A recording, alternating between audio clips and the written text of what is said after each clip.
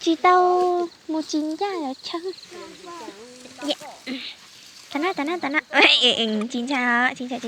Mà cũng có nhiều em nhỉ? Ui. Ủa tiếc chúng mà. Rồi. Đó gì đấy? Đâu gì? Ôi. Chị vô con. Có mai son.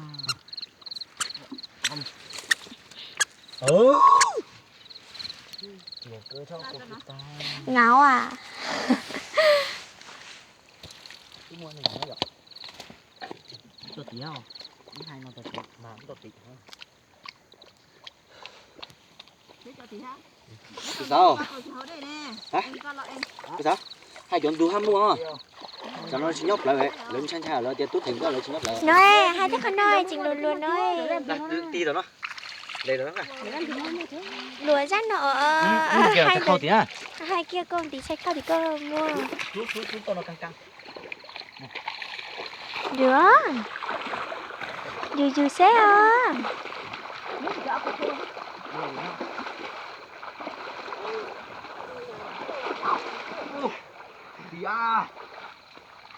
Từ cái chị bao vong à hả?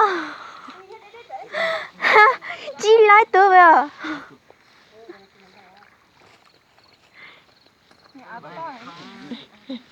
Một phần.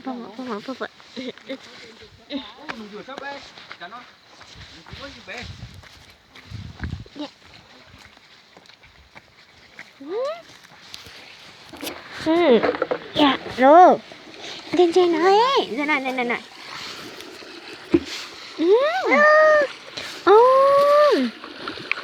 Dạ.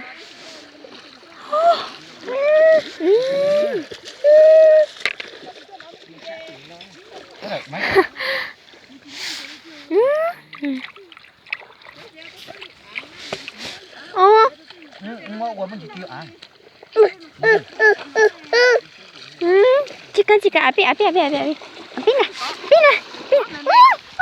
Chưa đi cơ. Có tiền này có tiền này có hả chị đi có sao hả? Cha. Api à? Chỉ còn bự. Chỉ có anh chị muốn chuồn. Anh chỉ có tại thế nó. Cho nên nó thầu thành gì lo này dinh luôn nó ta nó này chỉ lo vậy.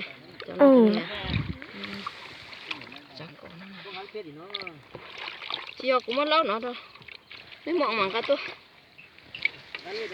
Cô lì tô một sát tía. Này, là một con nữa hả? Nó hả? Dạ.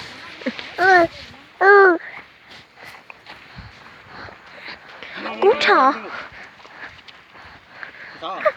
Bỏ nó cảnh này chứ nó ta nó kia rồi. Dạ. Dạ đó. Coi coi. Nhiều dứa không?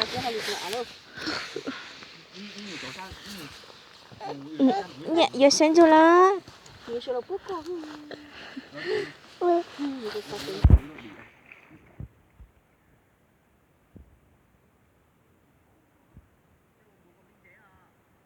Nhớ cho đến tư rồi hả?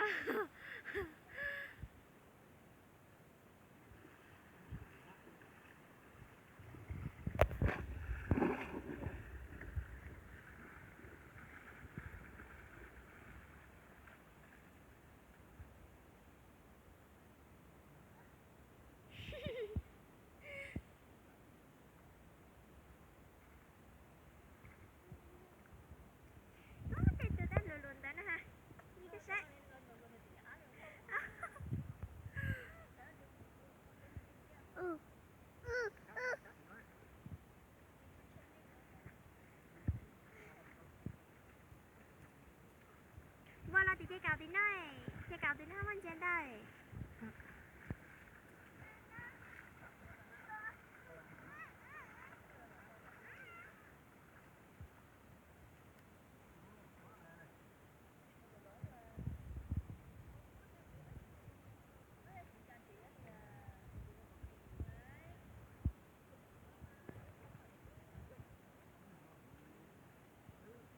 Ôi trời, chị chính có muốn hay có vốn được tìm một tí lôi ơ.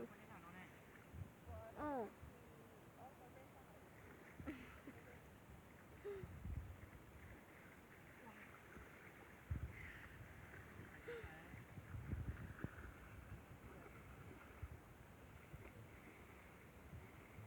Nó tới mà chạy chút rồi thì sao?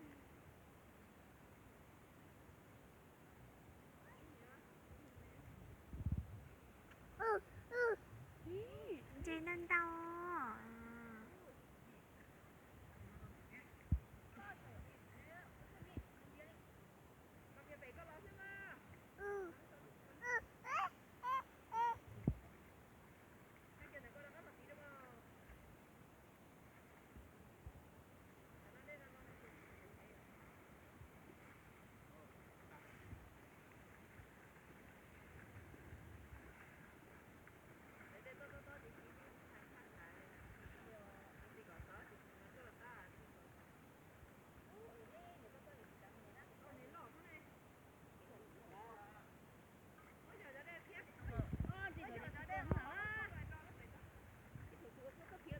Giờ cái đẹp là kiếm hả?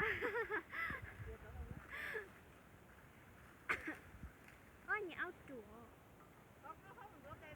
Ừ.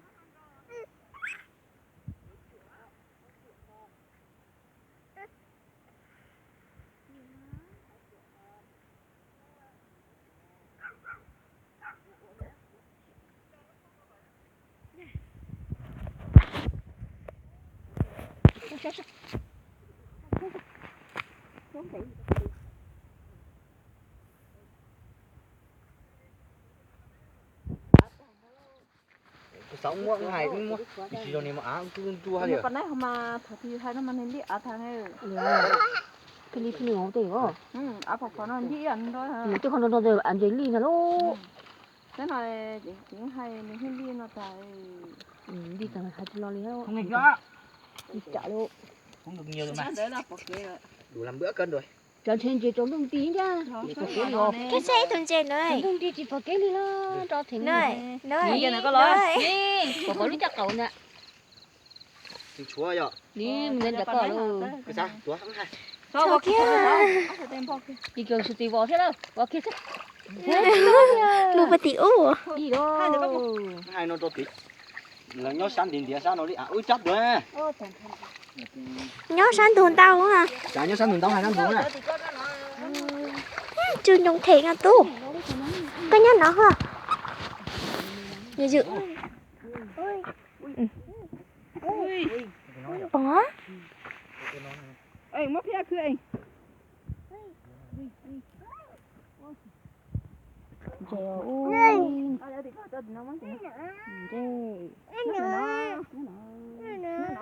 nhá tao bây giờ